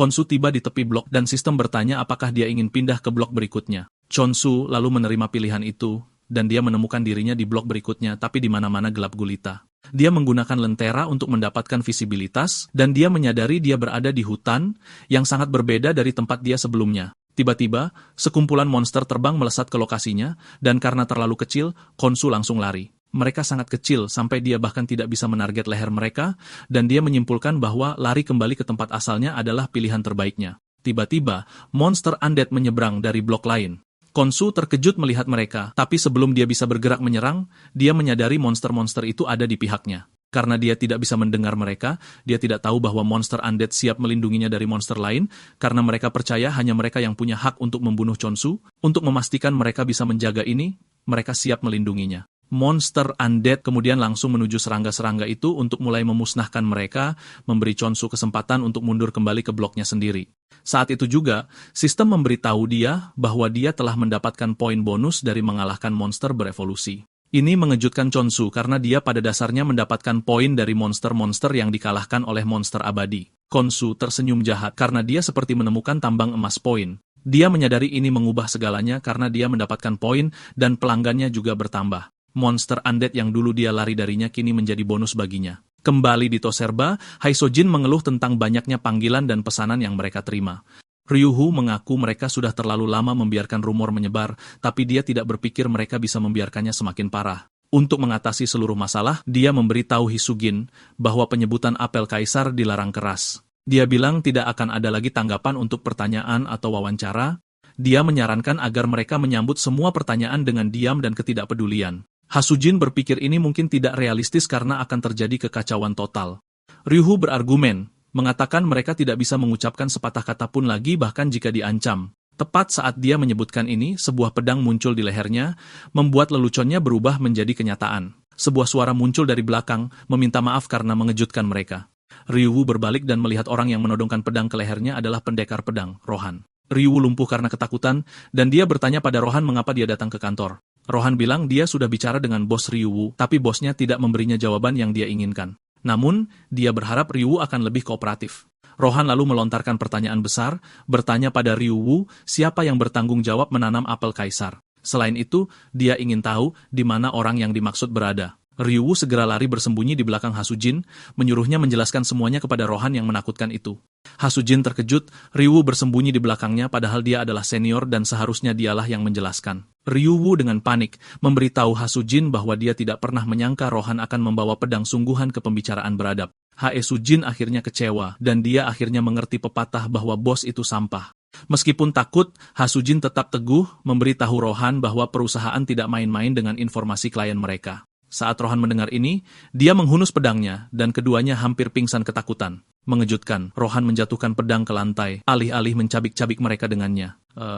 Rohan lalu memberitahu keduanya bahwa dia tidak membutuhkan mereka karena dia hanya akan menemukan petani itu dengan insting. Setelah mengatakan ini, dia berbalik pergi, membuat Ryu dan Haesujin kaget. Hisugin tidak tahu apa yang terjadi, dan dia bertanya pada Ryu apa maksud pria itu dengan insting. Ryu mengungkapkan kalau pendekar pedang biasanya punya insting yang jauh lebih baik daripada orang biasa. Dia memberitahu Hisugin kalau dia pernah dengar Rohan menyelesaikan banyak masalah di masa lalu hanya dengan instingnya. Haisoejin sangat terkejut dengan ini, membuatnya bertanya-tanya apakah yang dikatakan Rohan itu mungkin. 2 hari kemudian, Honshu menunggu kedatangan Rohan karena Hisoejin sudah memberinya kabar. Dia bertanya-tanya kenapa Rohan belum juga muncul di rumahnya setelah 2 hari. Tiba-tiba, dia mendapat notifikasi kalau ada seseorang yang masuk ke blok. Tanpa ragu, dia menyimpulkan kalau itu pasti Rohan. Dia berdiri di dekat pintu menunggu Rohan masuk kapan saja, tapi anehnya tidak ada yang masuk. Dia berasumsi ada kesalahan sistem karena semua pengunjung seharusnya masuk lewat gerbang. Dia mengecek sistem lagi, dan dia tahu kalau itu bukan kesalahan. Dia memutuskan untuk memeriksa sekitar untuk berjaga-jaga, dan tiba-tiba dia sangat terkejut. Honshu melihat Rohan merobohkan sebagian penghalang hanya dengan pedangnya. Melihat Rohan saja sudah membuat bulu kuduknya merinding, dan Rohan menghampirinya, bertanya apakah dia si penanam apel. Honshu berusaha menyembunyikan kegugupannya dengan menyambut Rohan sebaik mungkin. Rohan langsung ke intinya, memberitahu Honshu kalau dia datang untuk membeli apel. Honshu kaget dengan permintaan mendadak itu, dan dia bertanya berapa banyak apel yang akan dibeli. Rohan bilang dia ingin 100 apel, tapi kalau bisa dapat 200 dia tidak keberatan. Ini mengejutkan Honshu, dan dia berteriak, memberitahu Rohan kalau yang baru saja dimintanya itu praktis tidak mungkin. Honshu menyebutkan kalau batas apel yang bisa dijualnya adalah 50. Tanpa membantah, Rohan bilang dia tidak masalah dengan 50 apel. Honshu lalu bertanya harga berapa yang mau dia tawarkan untuk apel itu, dan Rohan bilang 200.000 emas per buah. Ini mengejutkan Honshu, yang memberitahu Rohan kalau mereka tidak menyediakan kemasan seperti toko, tapi Rohan sama sekali tidak keberatan. Honshu juga bertanya apakah Rohan sadar dia baru saja menyebutkan harga department store, dan Rohan meyakinkan dia kalau dia tahu. Jumlah uang yang ditawarkan Rohan begitu gila sampai Honshu sudah berpikir untuk menjual lebih banyak lagi untuknya. Honshu kemudian membawa Rohan ke pohon apel, dan Rohan sudah ngiler membayangkan apel lezat yang akan dia makan. Honshu berjalan ke pohon, dan dia mengaktifkan skill berkah kelimpahan. Tanpa menunda, beberapa apel muncul di pohon, dan Honshu mengeluarkan sabitnya, menyuruh Rohan memberinya waktu sebentar selagi dia memanen apel. Namun, Rohan memberitahunya kalau itu tidak perlu. Dia mengeluarkan pedangnya, dan dalam hitungan detik dia memotong semua apel, membuat Chonsu ketakutan. Dia tidak ingin mempercayai matanya, dan dia hanya berasumsi kalau yang baru saja terjadi hanyalah bug. Setelah menyelesaikan kesepakatan, Rohan mengirim uang yang disepakati kepada Chonsu, dan dia meyakinkan dia kalau dia akan berkunjung lagi lain kali. Saat Rohan hendak pergi, Khonsu menghentikannya. Chonsu menyadari kalau Rohan mungkin bisa sangat membantunya terkait blok baru. Chansu kemudian bertanya pada Rohan, apakah dia tertarik pada tanaman lain karena dia baru saja menanamnya, dan dia cukup yakin Rohan akan menyukainya. Dengan wajah datar, Rohan bertanya jenis tanaman apa yang dia maksud, dan Chansu bilang kentang. Dia belum selesai bicara ketika Rohan bilang dia tidak tertarik. Chonsu mendesak lebih jauh, mengatakan dia punya ubi jalar dan kacang-kacangan, tapi jawaban Rohan tetap sama. Setelah menolak semua permintaannya, Rohan bilang dia akan pergi. Menyadari bahwa Rohan sangat penting untuk rencananya, Chonsu dengan putus asa memberitahu Rohan kalau dia akan memberinya lebih banyak apel dari yang mereka sepakati. Chonsu bisa merasakan kalau Rohan bukan orang jahat meskipun dia terlihat aneh dan liar. Khonsu kemudian memberitahu Rohan kalau dia perlu mengambil alih blok lain jika dia ingin terus menyediakan pasokan apel yang stabil. Untuk melakukan ini, dia memberitahu Rohan kalau dia akan membutuhkan bantuannya, dan sebagai imbalannya dia akan membayarnya dengan apel. Chonsu bertanya-tanya apakah rencananya akan berhasil saat Rohan menghampirinya, memberitahunya kalau dia setuju dengan tawaran itu. Tanpa membuang waktu, Rohan menuju blok baru dengan Chonsu berlari di belakangnya hanya untuk mengimbangi. Chonsu terkejut Rohan langsung menuju blok itu, dan dia mulai bertanya-tanya seberapa kuat Rohan sebenarnya. Chonsu menyadari kalau tanahnya basah oleh cairan aneh, yang sangat berbeda dari bloknya sendiri. Chonsu sedang menatap sepatunya yang kotor ketika seekor monster muncul di belakangnya. Sebelum monster itu bisa memangsa Chonsu, Rohan menariknya pergi, menyuruhnya tetap di belakangnya karena berkeliaran itu berbahaya. Chonsu tidak percaya Rohan menggunakan kata berbahaya, padahal dialah yang berbahaya. Chonsu terkejut karena dia hampir dimakan monster yang menyamar sebagai tanaman. Chansu kemudian memberitahu Rohan kalau dia tidak perlu melakukan terlalu banyak karena pada akhirnya dialah yang akan mengelola blok itu. Chansu ingin menyingkirkan monster-monster itu sendiri. Dia mengaktifkan skill pemenggalan, dan dia mulai membasmi monster-monster itu seolah tidak berarti apa-apa. Setelah selesai, dia mengaktifkan berkah kelimpahan. Sementara itu, Hasujin telah masuk ke blok itu, dan dia sedang bergerak ketika dia mendengar Chonsu memanggil namanya. Dia melihat ke bawah untuk memeriksa Chonsu dengan senyum cerah di wajahnya, tapi senyum itu menghilang ketika dia melihat Rohan bersama Chonsu sedang mengerjakan tanaman. Hasujin bergegas turun bertanya pada Chonsu apa yang terjadi, dan Chonsu mengatakan karena dia berencana mengambil alih blok-blok di sekitarnya, dia memutuskan untuk menanam kakinya di area itu. Hasujin berteriak padanya kalau dia tidak peduli apa yang Chonsu lakukan, tapi dia lebih tertarik kenapa Rohan bersamanya. Chonsu kemudian menjelaskan kesulitannya saat ini padanya. Ternyata, ketika mereka pertama kali tiba di tanah itu, Rohan memberitahu Chonsu kalau dia ingin mencicipi apel yang tumbuh di tanah baru. Chonsu dengan gugup memberitahu Rohan kalau tidak ada tanah di sana karena semuanya penuh genangan air. Saat Rohan mendengar ini, dia mengeluarkan pedangnya dan mengayunkannya sangat keras untuk membersihkan sebagian besar tanah. Dia membersihkan rumput, mengubahnya menjadi tempat di mana Chonsu bisa menanam benih. Chonsu terkejut ketika melihat ini, dan dia tidak membuang waktu menanam benihnya. Dia kemudian menggunakan berkah kelimpahan padanya, dan inilah yang mereka lakukan saat Hisogen muncul. Benih yang baru saja ditanam Chansu telah tumbuh menjadi pohon apel besar dengan daun yang cerah. Hisogen terkejut, tapi dia menyebutkan kalau apelnya berbau sangat aneh, dan Chonsu setuju dengannya. Dia bilang ini karena lingkungannya. Ternyata apelnya punya aroma dan rasa 2 kali lipat, dan tergantung pada titik infusi, rasanya berubah. Chonsu kemudian mengakui kalau dia masih bereksperimen dengannya. Chonsu memetik salah satu apel dan menyerahkannya kepada Haesujin, bertanya apakah dia mau mencicipinya, tapi gadis itu menolak mengatakan dia tidak mau. Haesujin kemudian melihat monster tanaman di tanah, dan dia menyebutnya ekor burung unta. Khonsu terkejut karena ini pertama kalinya dia mendengarnya. Pada dasarnya, monster itu menyukai kebiasaan burung unta, dan dikatakan hanya aktif di malam hari, yang membuatnya sangat sulit ditangkap. Haesujin memeriksa monster itu, dan dia mengakui kalau kondisinya terlihat sangat bagus.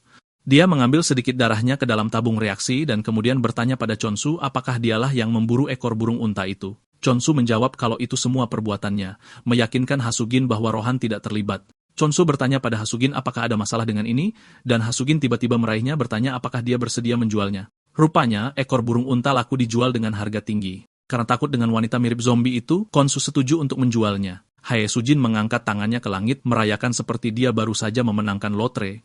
Haesujin menatap Chonsu seperti dia adalah pria paling tampan di dunia. Haesujin tidak bisa membayangkan fakta bahwa Chonsu terampil dalam bertani dan bertarung. Selain itu, dia bahkan punya master pedang di sisinya. Haesujin tidak bisa menyembunyikan fakta bahwa bertemu Chonsu adalah berkah baginya. Hae Sujin sedang memimpikan beberapa produk yang mungkin masih punya kesempatan untuk dia jual saat Chansu memanggil namanya.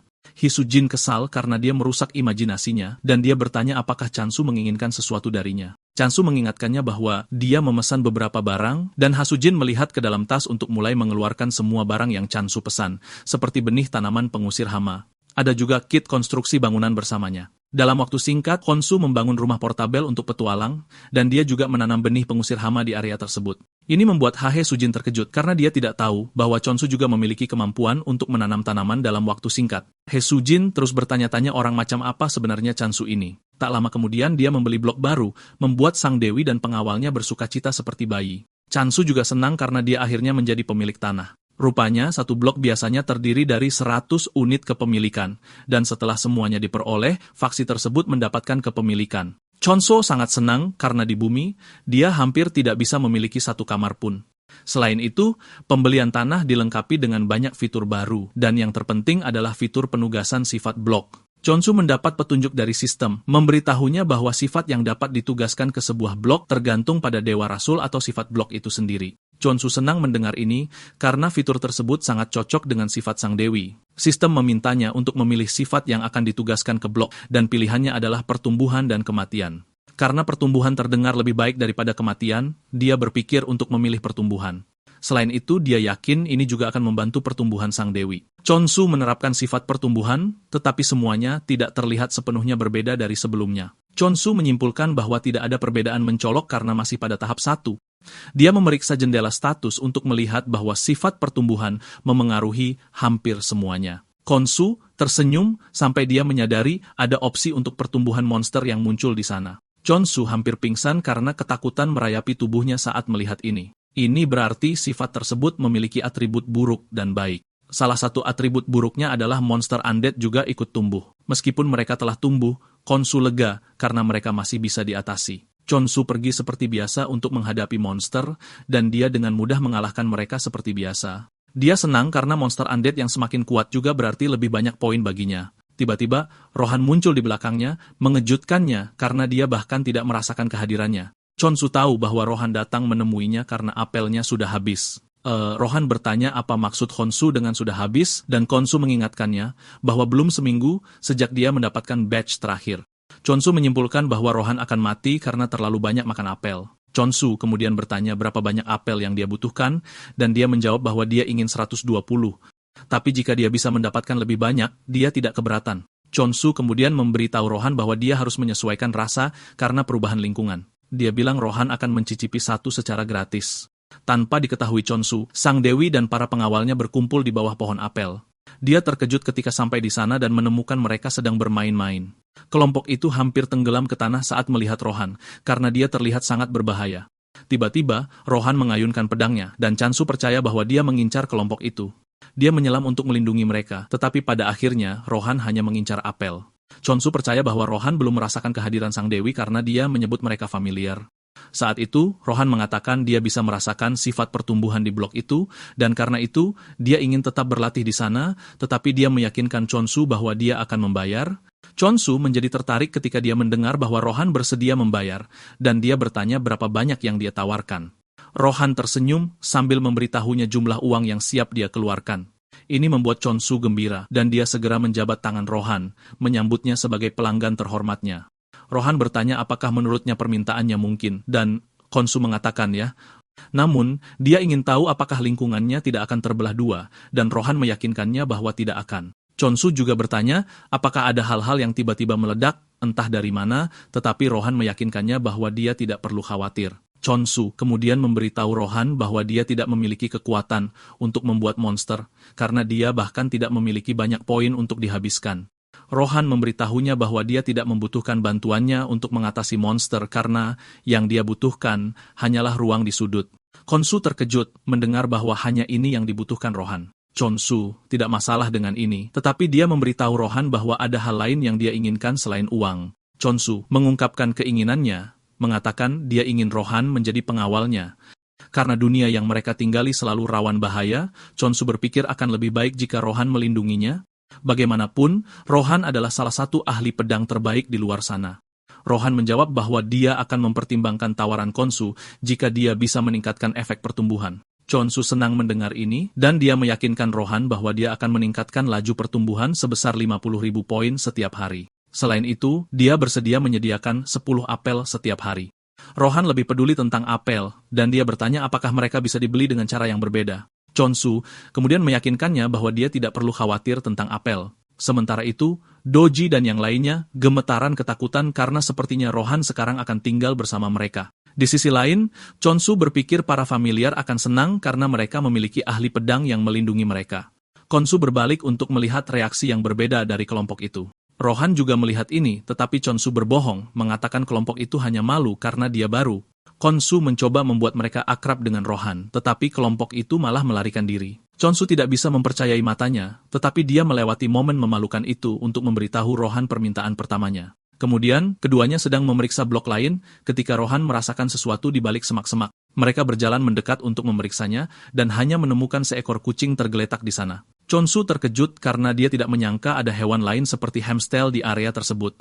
Karena kucing itu terlihat santai, Khonsu percaya bahwa itu tidak berbahaya. Dan sebelum Rohan bisa menghentikannya, Khonsu berjalan mendekati kucing itu untuk mengelusnya. Kucing itu bangun melihat wajah jelek berdiri di atasnya, dan melompat menjauh seperti baru saja melihat hantu. Kucing itu mendesis pada Khonsu, yang hampir membuat bulu kuduknya merinding. Jendela status, lalu memberitahu Khonsu kalau kucing itu adalah utusan negasi, dan kucing itu telah menyatakan perang terhadap bloknya. Khonsu kaget karena utusan itu menyatakan perang padanya hanya karena dia mengelusnya sedikit. Dengan air mata di matanya, dia bertanya pada Rohan, apakah kucing itu adalah utusan negasi, karena telah menyatakan perang padanya, tapi Rohan percaya kalau orang itu bicara omong kosong. Khonsu curiga kucing itu marah karena dia disentuh tanpa izin. Khonsu berjalan mendekati kucing itu untuk mencoba menyelesaikan perbedaan mereka, sambil bertanya-tanya mengapa dia harus melawan seekor kucing kecil.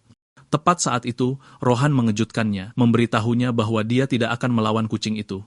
Rohan berkata, para utusan yang akan dia lawan akan segera muncul melalui perbatasan blok. Mengejutkan, Rohan berkata mereka akan menjadi manusia. Khonsu kaget mendengarnya karena mudah baginya membunuh monster, tapi manusia adalah cerita yang berbeda. Seolah Rohan tahu apa yang dia pikirkan, dia memberitahunya bahwa dia bebas untuk membunuh negasi. Rohan memberitahu Khonsu bahwa mereka punya pilihan untuk bangkit kembali di kuil. Khonsu kaget mendengarnya, dan dia bertanya pada Rohan, apakah dia bicara tentang pos pemeriksaan, dan Rohan menjawab, ya. Khonsu menganggap ini keuntungan yang tidak adil karena dia dan kelompoknya tidak punya kemewahan untuk mendapatkan kesempatan kedua jika mereka salah. Para utusan negasi, di sisi lain, bisa bertindak sembrono dan tidak menanggung konsekuensi yang datang bersamanya. Khonsu bersemangat untuk bertarung karena dia berada dalam posisi yang tidak menguntungkan, dan dia bertanya pada Rohan apakah dia akan membantunya dalam pertempuran yang akan datang.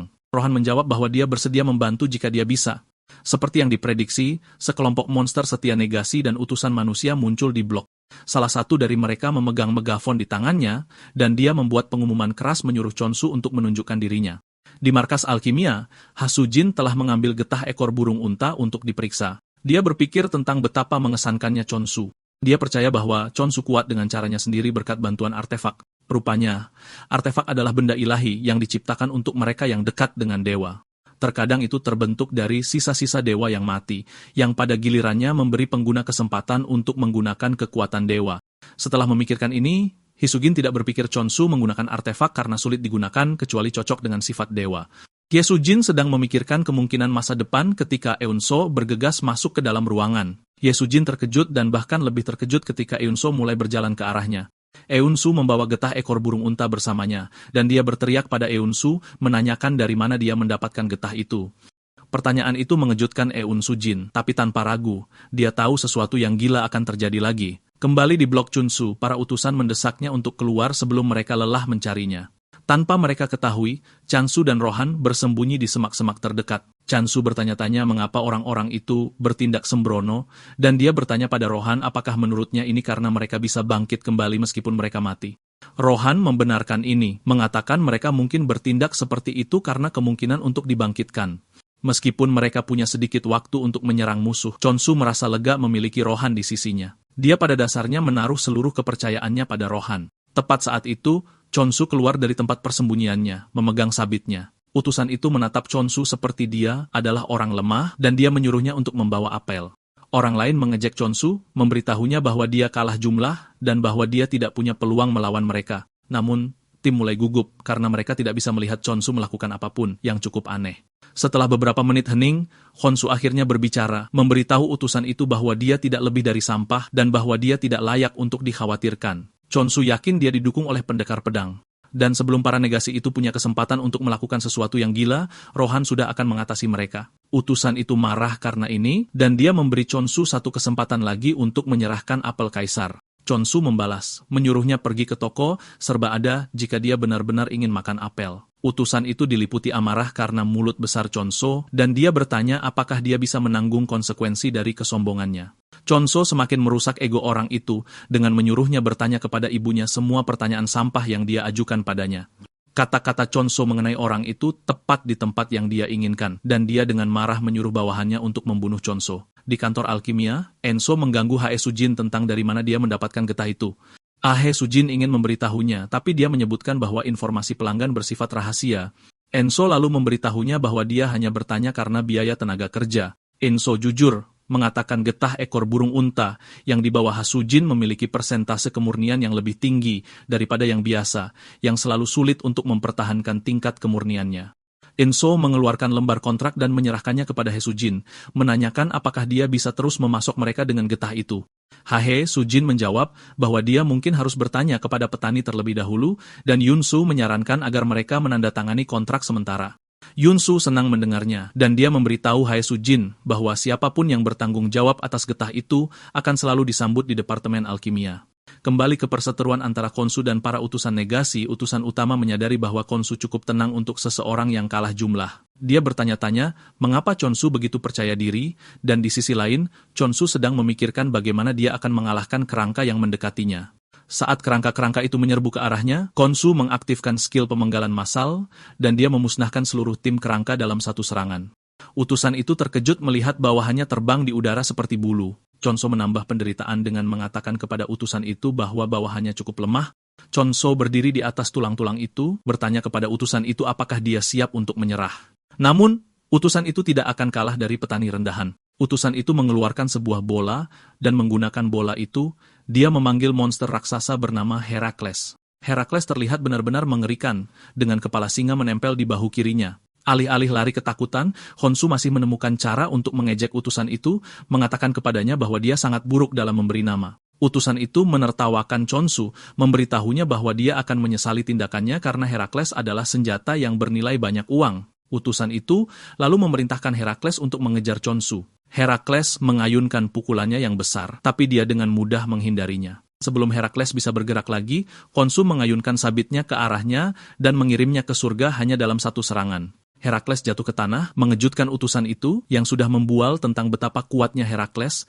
Utusan itu menangis kesakitan, mengatakan Herakles adalah monster yang telah dia susun selama 10 tahun terakhir, dan Chonsu menjatuhkannya seperti bukan apa-apa. Utusan itu kemudian menoleh ke bawahannya, Soye, utusan generasi keempat, untuk memarahinya karena tidak ikut bertarung. Soye mengingatkan orang itu bahwa dialah yang dengan percaya diri mengejar Chonsu, dan dia tidak melihat alasan mengapa dia harus mengeluh setelah dihajar oleh seorang petani. Soye mengatakan kepada orang itu bahwa dia bersedia turun tangan, tapi dia akan mendapatkan biaya tambahan. Lagi pula, perannya adalah memandu jalan dan tidak ada yang lain. Khonsu tersenyum dan mulai bersemangat dengan semua itu sampai Soye mengalihkan pandangannya padanya, dan matanya berubah merah. Saat itulah sebuah pesan masuk, memberitahu Khonsu bahwa Soye menggunakan skill yang disebut negasi kehidupan, yang menempatkan kutukan pada target. Sistem tidak memperhalus betapa berbahayanya skill itu, dan sebelum Chonsu menyadarinya, dia telah jatuh di bawah skill Soya. Orang menyebalkan itu mulai tertawa ketika dia menyadari Chonsu telah jatuh ke dalam perangkap Soya. Dia memberitahu Khonsu bahwa dia akan menyaksikan apa yang terjadi ketika seseorang menentang negasi. Soye berteriak pada orang itu, menyuruhnya untuk tidak melupakan alasan sebenarnya mengapa mereka datang sejak awal. Orang itu dengan cepat bergerak untuk mencoba menemukan pohon apel, tapi dia berjanji akan membalas dendam atas ciptaannya yang rusak nanti. Saat dia melesat menembus hutan, dia mencium aroma apel di udara, dan dia menyadari bahwa hanya tinggal menunggu waktu sampai dia tiba di sana. Tiba-tiba, dia menyadari ada gerakan samar di belakangnya, tapi saat dia berbalik, dia tidak melihat siapa-siapa. Dia kebingungan karena tidak tahu di mana orang itu berada. Tiba-tiba, Rohan muncul di atasnya, dan berkat Rohan yang adalah master pedang populer, pria itu mengenalinya. Namun, ini tidak banyak membantunya, karena Rohan menebasnya. Sementara itu, Khonsu tiba-tiba membuka matanya dan mendapati dirinya kembali di bumi. Hal terakhir yang dia ingat adalah melawan negasi, tapi dia tiba-tiba muncul di tempat lain. Dia menyadari bahwa segala sesuatunya tampak sangat berbeda dari yang dia tahu. Tepat saat itu, dia mendengar orang tuanya memanggil namanya dari belakang. Dia berbalik dan melihat orang tuanya benar-benar berdiri di sana, dan wajahnya berseri-seri penuh sukacita saat dia bergegas mendekati mereka. Dia melompat ke pelukan mereka dan memeluk erat sambil air mata mengalir di wajahnya. Khonsu berteriak keras, menanyakan kemana saja mereka selama ini, dan dia memohon agar mereka tidak pergi lagi. Tiba-tiba, ketakutan terbesarnya mulai terjadi lagi di depannya. Orang tuanya mendorongnya ke samping, dan mereka pergi saat dia berteriak, memohon agar mereka tidak pergi. Khonsu berteriak kesakitan, tapi tiba-tiba, Rohan menariknya keluar dari mimpi aneh yang sedang dialaminya. Dia memberitahunya bahwa dia menderita tipuan Soye, dan apa yang dilihatnya tidak nyata. Rohan telah memukul lengan Soye saat mencoba menyelamatkan Khonsu, dan dia tidak percaya Rohan berada di tempat seperti ini. Soye jatuh berlutut, dan Khonsu dengan marah mengejarnya dengan sabitnya, siap menghukumnya karena telah membuatnya menangis. Namun, Rohan sampai ke Soye lebih dulu, dan dia menebasnya. Soye terkubur oleh air rawa, dan Rohan meminta maaf karena ikut campur yang tidak perlu. Namun, Khonsu tidak marah tentang ini, bahkan dia berterima kasih. Khonsu kemudian menyarankan agar mereka kembali ke markas selagi mereka akan kembali untuk membersihkan kekacauan itu. Rohan menanyakan apa rencana masa depannya, dan dia mengungkapkan bahwa rencananya adalah menjadi kekuatan terkuat di dunia. Namun, hal pertama yang akan mereka lakukan adalah mengambil alih setiap blok di sekitarnya. Dia bertanya pada Rohan apakah dia bisa terus membantu dalam hal ini, dan Rohan meyakinkannya bahwa dia tidak punya alasan untuk menolak selama dia membayarnya dengan apel. Khonsu kemudian meyakinkan Rohan bahwa dia akan membayarnya dengan apel sebanyak yang dia mau. Saat mereka berjalan kembali ke markas, mereka bertemu lagi dengan kucing hitam itu, dan Khonsu bertanya pada Rohan tentang urusan dengan kucing itu. Rohan dengan santai memberitahunya bahwa kucing itu adalah salah satu dari 7 bencana, seekor predator teritorial. Ini mengejutkan Khonsu karena dia pikir kucing itu adalah kucing ramah biasa, dan dia menyadari bahwa dia mungkin sudah terbunuh tanpa mengetahuinya. Di sisi lain, prajurit negasi mendapati dirinya dikurung di sel karena kalah dalam pertempuran melawan Khonsu. Sistem memberitahunya bahwa penalti biaya tambahan telah diterapkan karena perbedaan ekstrem antara faksi miliknya dan faksi level rendah Khonsu. Dia diwajibkan membayar 1.000 koin emas sebagai hukuman, dan ini mengejutkan pria itu karena dia tidak berpikir perbedaan kekuatan itu adil. Dia menolak membayar uang itu, mengklaim bahwa ada master pedang yang mendukung Khonsu. Sistem kemudian mengenali penolakan pria itu untuk membayar sebagai ketidakmampuan untuk melunasi hutang yang diminta dan akan ditransfer ke negasi. Pria itu melihat ini, dan dia ketakutan, mendesak sistem untuk kembali karena dia sekarang siap membayar. Tepat saat itu, dia diseret keluar dari selnya oleh monster-monster mayat hidup. Dan untuk memperburuk situasinya, seorang rasul negasi menakutkan, Danha, muncul. Dia menyuruh pria itu untuk menjelaskan dengan hati-hati apa yang terjadi jika dia tidak ingin menderita nasib yang lebih buruk dari kematian. Pria itu memberitahu Danha bahwa dia menemukan lokasi budidaya apel kaisar. Danha percaya bahwa pria itu berbohong untuk menyelamatkan dirinya sendiri, tapi dia bersumpah, mengatakan Rohanlah yang mengacaukan rencananya. Dan masih tidak mau percaya ini karena dia sadar betul bahwa ganti rugi tidak akan ditetapkan terlalu tinggi jika Rohan bertarung bersama Khonsu. Pria itu terus memberitahu, dan bahwa dia mengatakan yang sebenarnya. Dia menyebutkan bahwa Soye juga dikalahkan, dan ini mengejutkan, dan kemudian, berdiri dari tempat dia duduk, dia berjalan menuju pria itu. Pria itu hampir kehilangan sedikit ego kejantanannya saat wanita menakutkan itu mendekatinya. Danha kemudian memberitahu pria itu bahwa mereka tidak bisa menuntut Soye, yang berarti dialah yang akan menanggung konsekuensi kegagalan mereka. Danha tersenyum jahat sambil memberitahu pria itu bahwa dia punya tawaran. Dia mencengkram kepala pria itu dan mengikatnya dengan kontrak yang akan menjadikannya tahanan sampai dia memenuhi keinginannya. Dia menyuruh pria itu untuk pergi ke lokasi budidaya dan mulai mengerjakannya. Pria itu berargumen bahwa ini tidak mungkin, tapi dan mengancam akan mengubahnya menjadi mayat hidup jika dia tidak bekerja sama. Dia memberitahunya bahwa satu-satunya cara dia keluar dari masalah ini adalah menemukan cara untuk menyusup ke lokasi budidaya apel.